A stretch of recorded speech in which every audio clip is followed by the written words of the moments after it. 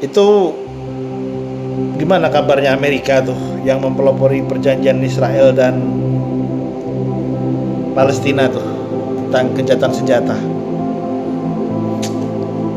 Katanya solusi dua negara. Faktanya bombardir sampai sekarang masih ada di Palestina.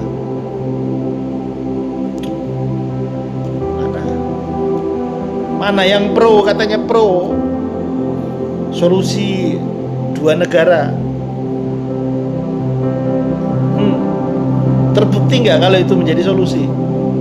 No. Belum sekarang Sudan perang saudara, mereka Muslim mereka perang saudara. Nah, umat Islam ada di mana sekarang posisinya? Cerai-berai. Oke. Jadi sebenarnya kesel. Saya kesel sekali. Saya mulai ibrohnya, saya mengambil ibroh dari peristiwa hijrahnya Rasul dan lahirnya satu kesepakatan perjanjian di kota Madinah. Ya. Jadi Rasul SAW itu ketika hijrah dari kota Makkah ke Madinah itu bukan hanya meninggalkan tempat tinggal saja, bukan hanya mencari tempat aman, bukan hanya itu urusannya. Tapi Rasul itu mendirikan sistem yang baru dalam kehidupan, atau membangun sistem kehidupan yang baru di kota Madinah. Disitulah lahirnya yang namanya Piagam Madinah. Nah, konstitusi pertama dalam sejarah Islam yang bisa menyatukan kaum Muhajirin, kaum Ansor, bahkan kaum Yahudi dalam satu ikatan, yaitu umat yang satu di bawah kepemimpinan Rasul Shallallahu Alaihi Wasallam. Jadi perjanjian atau Piagam Madinah itu bukan hanya urusan tentang perjanjian sosial, namun Piagam Madinah adalah sebagai pondasi daulah Islam. Pondasi daulah Islam di mana Rasul sebagai pemimpin atau kepala negara, hukum-hukum Allah diterapkan sebagai dasar hukum. Keadilan ditegakkan tanpa melihat, tanpa memandang suku dan kabilah. Ya.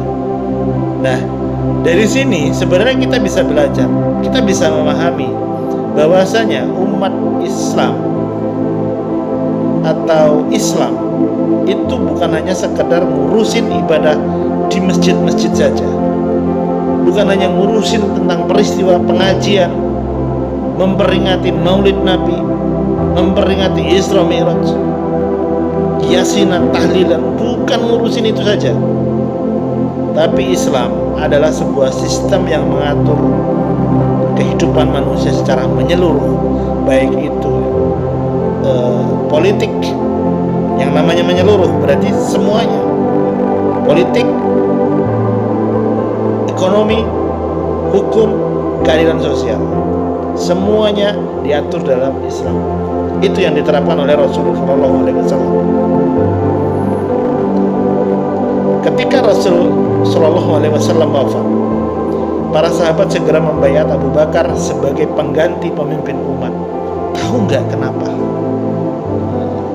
Mereka tahu, para sahabat tahu bahwasanya apa? Nggak boleh status quo, nggak boleh kepemimpinan Islam itu kosong. Syariat tetap harus ditegakkan. Umat Islam harus bersatu. Ya, itu sebagai bukti bahwasanya khilafah adalah kelanjutan dari sistem Madinah yang dibawa oleh atau yang dibangun oleh Rasul Shallallahu Alaihi Wasallam. Namun yang terjadi saat ini, umat Islam tercerai-berai. Persaudaraan digantikan oleh batas-batas buatan manusia.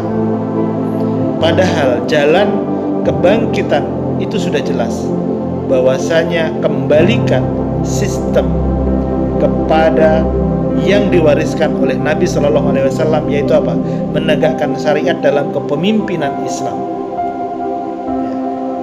Saudaraku seiman, perjanjian Madinah atau piagam Madinah itu bukan hanya sekedar sejarah, namun itu adalah sebagai pesan abadi agar kita bersatu di bawah hukum Allah dan menegakkan atau kembalikan peradaban Islam yang mulia.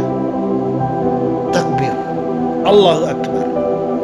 Bangkitlah umat Islam, hidupkan semangat piagam Madinah dan wujudkan khilafah min hajin nubuwah.